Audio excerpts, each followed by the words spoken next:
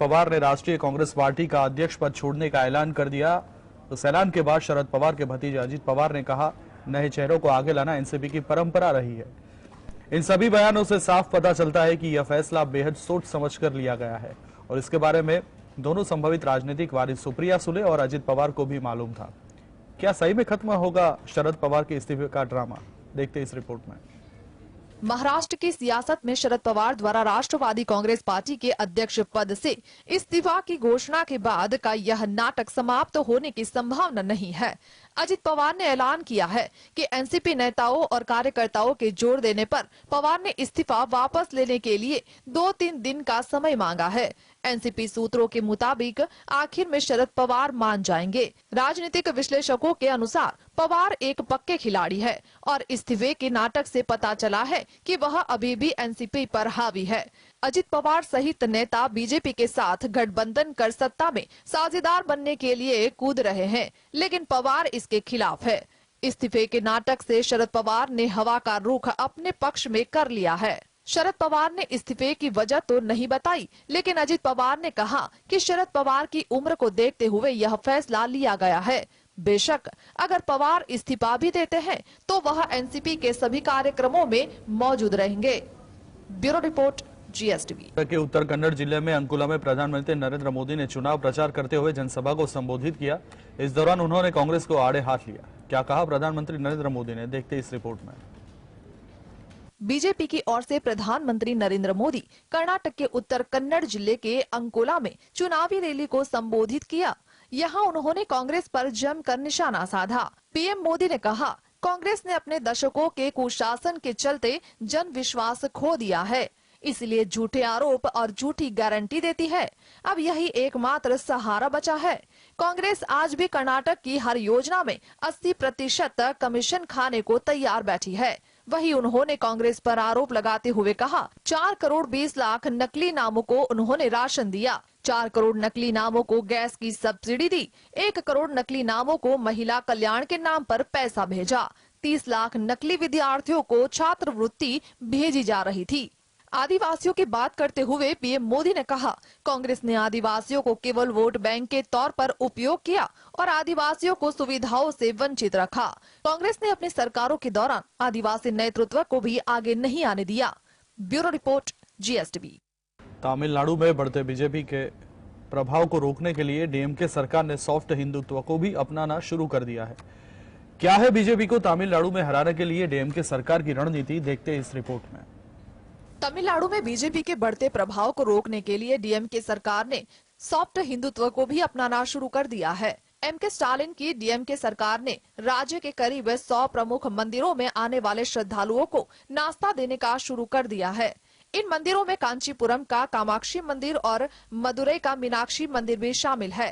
राज्य के इन 100 मंदिरों में रोजाना कम से कम 1.5 लाख से ज्यादा श्रद्धालु दर्शन करते हैं। डीएमके सरकार ने लगभग 3000 मंदिर संचालित स्कूलों में मध्याह्न भोजन भी शुरू कर दिया है। इन स्कूलों के निर्माण के लिए 11 करोड़ रुपए भी आवंटित किए गए हैं। इससे पहले राज्य सरकार 2 साल में 44 वाइनरी को 4500 एकड़ जमीन दे चुकी है। इन जमीनों की औसत कीमत 4200 करोड़ रुपए तक जाती है। साथ ही पहली बार 2021 के विधानसभा चुनाव में बीजेपी को 2.6% वोट मिले थे। विधानसभा में बीजेपी के भी 4 विधायक हैं। डीएमके चिंतित है क्योंकि 2022 के स्थानीय स्वशासन चुनावों में बीजेपी का वोट शेयर बढ़कर 5.41% हो गया है और बीजेपी के 308 उम्मीदवार जीते हैं। Bureau report, GSTV। में एक ट्रेनी आईपीएस अधिकारी ने कांग्रेस के नेता को लात मार दी। उसके बाद थाने से लेकर एसपी ऑफिस तक हंगामा होने लगा। थाने में कार्यकर्ताओं और पुलिस के बीच झड़प हुई। विवाद के बीच कांग्रेसियों ने रैली निकाली और कार्यवाही की मांग की। देखते रिपोर्ट अंदर की बात में। छत्तीसगढ़ में जगतपुर कोतवाली के कांग्रेस नेता और ट्रेनी आईपीएस अफसर के बीच हाथापाई हो गई। इस मामले का वीडियो वायरल हुआ तो थाने में नेताओं का जमघट लग गया था। घंटों मशक्कत के बाद पुलिस अध्यक्ष ने 3 दिन में मामले की जांच का आश्वासन दिया है। बताया जा रहा है कि पूरा विवाद गुटखे से शुरू हुआ था। दरअसल महेश द्विवेदी नाम का कांग्रेसी कार्यकर्ता किसी काम से थाने गया था। इसी बीच ट्रेनी आईपीएस विकास कुमार थाने पहुंच गए। विकास कुमार ने महेश को गुटखा खाते देखा तो वो भड़क गए। आरोप है कि उन्होंने लात मार दी। इसके बाद महेश ने सांसद प्रतिनिधि सुशील मौर्य को बुला लिया। कार्यकर्ता को लात मारने की बात को लेकर सुशील मौर्य और ट्रेनी आईपीएस विकास कुमार के बीच तीखी बहस शुरू हो गई। दोनों ओर से धक्का मुक्की होने लगी और बात मारपीट तक पहुंच गई। आरोप है कि ट्रेनी आईपीएस अफसर ने कांग्रेस नेता को थप्पड़ मार दिया। इस मामले की जानकारी हुई तो और अधिक संख्या में कांग्रेसी कार्यकर्ता कोतवाली पहुंच गए और हंगामा कर दिया। कांग्रेस के कार्यकर्ताओं का कहना था कि अधिकारी माफी मांगे। Bureau report, GSTV। के सांसद और पूर्व केंद्रीय मंत्री अंबुमणि रामदोस ने आईपीएल में स्थानीय खिलाड़ियों को आरक्षण देने की मांग करते हुए कहा कि मैं धोनी को पसंद करता हूं, लेकिन यह दुखद है कि सीएसके में कोई तमिल नहीं है। आईपीएल में आरक्षण की उठी मांग, देखते इस रिपोर्ट में। आरक्षण का मुद्दा जहां लंबे समय से चर्चा में है, वहीं अब आईपीएल में भी आरक्षण की मांग उठने लगी है। तमिलनाडु में पटाली, मक्कल, काची पीएमके के सांसद अंबुमणि रामदास ने चेन्नई सुपर किंग्स की टीम में तमिल क्रिकेटर नहीं होने पर खेद व्यक्त किया और कहा कि तमिलनाडु में एक कानून होना चाहिए जिसमें 80% नौकरियां स्थानिक लोगों को दी जानी चाहिए। तमिलनाडु में रहने वाले लोग यह नियम आईपीएल पर भी लागू होना चाहिए। रामदास ने कहा कि हम धोनी को पसंद करते हैं, लेकिन दुख की बात है कि चेन्नई की टीम में कोई तमिल खिलाड़ी नहीं है। चेन्नई नाम की टीम में केवल तमिलनाडु के खिलाड़ियों को ही जगह देना कितना उचित है। सोशल मीडिया पर रामदास के भाषण की आलोचना हो रही है। लोग कह रहे हैं कि नेताओं को आरक्षण के अलावा कुछ नहीं दिखता। यह सुनकर हैरानी होती है कि नेता अपने फायदे के लिए खेलों में भी आरक्षण लागू करने की बात कर रहे हैं। Bureau report, GSTV। ने water and power consultancy service limited के पूर्व सीएमडी राजेंद्र कुमार गुप्ता के घर से 38 करोड़ रुपए बरामद किए हैं, जिसके बाद उन्हें और उनके बेटे गौर सिंघल को गिरफ्तार कर लिया गया है। क्या था मामला, कैसे कुबेर बने बाप बेटे, देखते इस रिपोर्ट में। सीबीआई ने water and power consultancy service limited के पूर्व सीएमडी राजेंद्र कुमार गुप्ता के घर से 38 करोड़ रुपए बरामद किए हैं, जिसके बाद उन्हें और उनके बेटे गौरव सिंघल को गिरफ्तार कर लिया गया है। सीबीआई का आरोप है कि आरके गुप्ता ने अपने कार्यकाल के दौरान अपने आय के स्रोतों से अधिक संपत्ति बनाई। जांच एजेंसी के अधिकारी ने बताया कि राजेंद्र गुप्ता अपनी नौकरी से रिटायर होने के बाद दिल्ली की एक प्राइवेट कंपनी को जुड़वाकर कंसल्टेंट का काम कर रहे थे। इसी दौरान उन्होंने संपत्तियां अर्जित की। सीबीआई ने मंगलवार देर रात तक पूर्व सीएमडी के घर से 20 करोड़ रुपए बरामद किए थे। अब तक उनके घर से 38 करोड़ रुपए रिकवर किए जा चुके हैं। इसके अलावा ज्वेलरी और तमाम कागजात भी रिकवर किए जा चुके हैं। इतनी भारी संख्या में कैश बरामद होने के बाद राजेंद्र गुप्ता और उनके बेटे गौरव सिंघल को सीबीआई ने गिरफ्तार कर लिया है। Bureau report, GSTV। Supreme court ने 2 अलग अलग मामलों में आरोपी को जमानत न देने पर यूपी के सेशंस जज के खिलाफ एक्शन ले लिया। कस्टडी जरूरी नहीं तो बेल खारिज क्यों? सुप्रीम कोर्ट ने यूपी के जज से छीना न्यायिक काम और ट्रेनिंग पर भेजा। देखते रिपोर्ट अंदर की बात में। यूपी में एक सेशंस जज को आरोपियों को जमानत न देना भारी पड़ गया। सुप्रीम कोर्ट ने मंगलवार को इलाहाबाद हाईकोर्ट से एक सेशंस जज के न्यायिक अधिकार वापस लेने का आदेश दे दिया। इसके साथ ही इन्हें स्किल्स डेवलपमेंट करने के लिए जुडिशियल एकेडमी ट्रेनिंग पर भेजने के लिए कह दिया। सुप्रीम कोर्ट ने 21 मार्च को कहा था कि अगर कोई बार बार ऐसे फैसले सुनाता है तो इससे न्यायिक जिम्मेदारी ले ली जाएगी और उसे ट्रेनिंग पर भेज दिया जाएगा। जस्टिस संजय किशन कौल और अहसानुद्दीन अमानुल्लाह की बेंच को बताया गया था कि जज निर्देशों का पालन नहीं कर रहे हैं। वहीं सुप्रीम कोर्ट ने हाईकोर्ट से इस मामले में 4 हफ्ते के भीतर एक हलफनामा दायर करने के लिए भी कहा है। एडवोकेट सिद्धार्थ बूथरा ने 2 ऐसे मामले कोर्ट के सामने रखे थे जिसमें जमानत के आदेश नहीं दिए गए थे। शादी से जुड़े विवाद के मामले में लखनऊ के सेशंस जज ने आरोपी, उसकी मां, पिता और भाई को जमानत देने से इनकार कर दिया था। वहीं दूसरे मामले में एक आरोपी कैंसर पीड़ित था। इसके बाद भी गाजियाबाद की सीबीआई कोर्ट ने उसे जमानत देने से मना कर दिया था। Bureau report, GSTV। दिल्ली के पोश इलाके की रेड लाइट पर कार सवार शख्स ने बाइक पर सवार 2 भाइयों को टक्कर मारी। टक्कर के बाद एक लड़का दूर उछलकर गिरा, जबकि एक लड़का कार की छत पर जा गिरा। कार सवार लड़के कार रोकने की बजाय कार दौड़ाते रहे। करीब 3 किलोमीटर तक कार चलाने के बाद आरोपियों ने लड़के को फेंक दिया, जिससे उसकी मौत हो गई। क्या है मामला, देखते इस रिपोर्ट में। देश की राजधानी दिल्ली में हिट एंड रन का एक वीडियो तेजी से वायरल हो रहा है। दरअसल दिल्ली के पूर्श इलाके में केजी मार्ग टोल्स्टाई मार्ग की रेड लाइट पर कार सवार शख्स ने बाइक पर सवार 2 भाइयों को टक्कर मारी। टक्कर के बाद एक लड़का दूर उछलकर गिरा, जबकि एक लड़का कार की छत पर जा गिरा। कार सवार लड़के कार रोकने की बजाय कार दौड़ाते रहे। चश्मदीद मोहम्मद बिलाल ने अपनी स्कूटी से कार का पीछा किया और उसने वीडियो भी बनाया।